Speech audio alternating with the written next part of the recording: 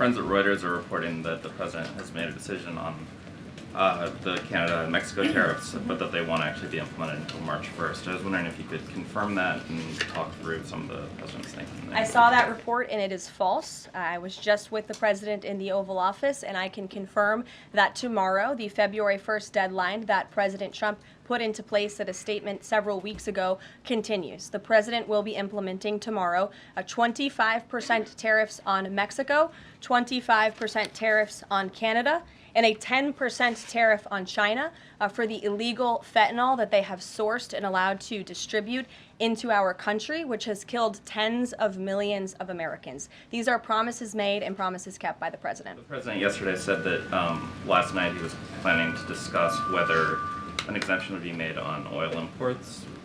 Do you have any information on what decision he made there, or will there be exemptions at all offered under this? I don't have an update or readout for you on the exemptions, but those tariffs will be for public consumption in about 24 hours tomorrow, so you can read them then. Talk about tariffs on Canada and Mexico, 25%.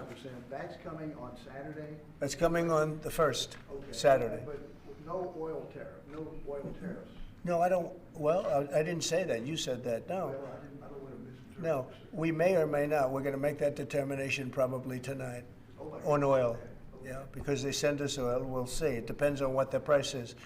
If the oil is properly priced, if they treat us properly, which they don't. Look, Mexico and Canada have never been good to us on trade. They've treated us very unfairly on trade. And we will be able to make that up very quickly because we don't need the products that they have. We have all the oil you need.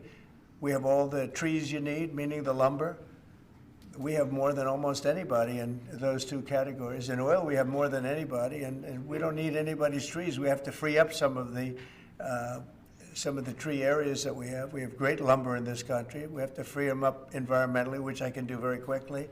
But we don't need what they have. And for us to be subsidizing Canada to the tune of $175 billion a year and subsidizing Mexico to the tune of $250 billion, $300 billion a year, and Mexico is a method of China sending in its product. And with China, I'm also thinking about something because they're sending fentanyl into our country, and because of that, they're causing us hundreds of thousands of deaths. So China is going to end up paying a tariff also for that, and we're in the process of doing that. We'll make that determination what it's going to be, but China has to stop sending fentanyl into our country and killing our people. We'll be announcing the tariffs on Canada and Mexico for a number of reasons. Number one is the people that have poured into our country so horribly and so much. Number two are the drugs, fentanyl, and everything else that have come into the country. And number three are the massive subsidies that we're giving to Canada and to Mexico in the form of deficits. And I'll be putting the tariff of 25% on Canada and separately 25% on Mexico. And we will really have to do that because we have very big deficits with those countries. Those tariffs may or may not rise with time. Will oil be part of that, though? Because we get oil from Canada. Oil is going to have nothing to do with it as far as I'm concerned. Oil has nothing to do with it. Mr. President, you said in confidence. Regarding Guantanamo Bay, you want 30,000 new beds there. Is there a possibility that will increase, or is 30,000 the maximum? It could increase, yes. What would be the maximum? It depends, but countries that won't take back their criminals that they sent into us, you know, they sent them to us. They put them into the caravans, and they came in. As sure as you're standing there, they were sent by those countries. Then they're going to be met very harshly with sanctions, etc. And when are you hoping to have Guantanamo Bay, this new facility, up and running? It'll be up pretty quickly. How much do you think it's going to cost? Not very much. A lot of the structure is already there, as you know.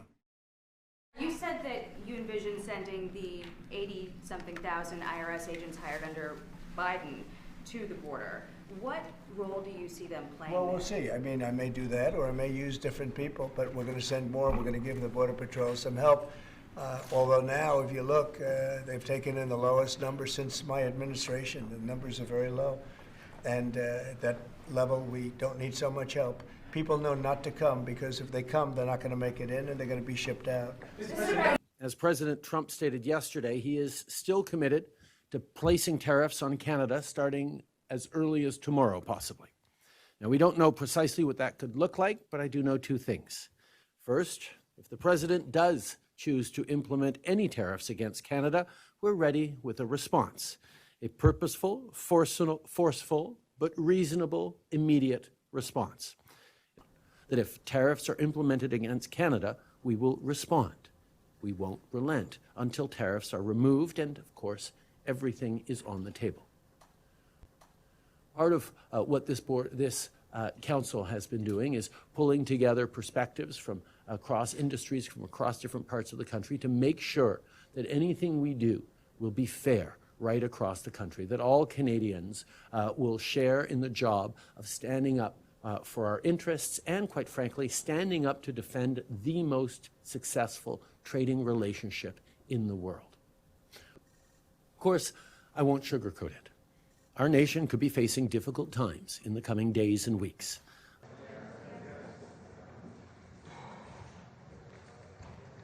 Voy a iniciar comentándoles que por lo que sale hoy en los medios y la declaración de ayer del presidente Trump, informarle al pueblo de México, a ustedes, que tenemos una mesa de diálogo con el gobierno de Estados Unidos.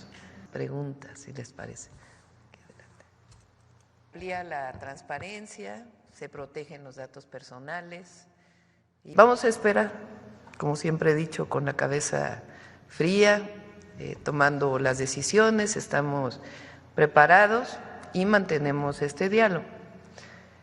El día de hoy está aquí el secretario de Economía, porque es importante recordar las implicaciones que pudiera tener poner aranceles para la economía de los Estados Unidos, principalmente, para el tratado comercial de los tres países, para nuestros pueblos, pero en particular para la economía de los Estados Unidos.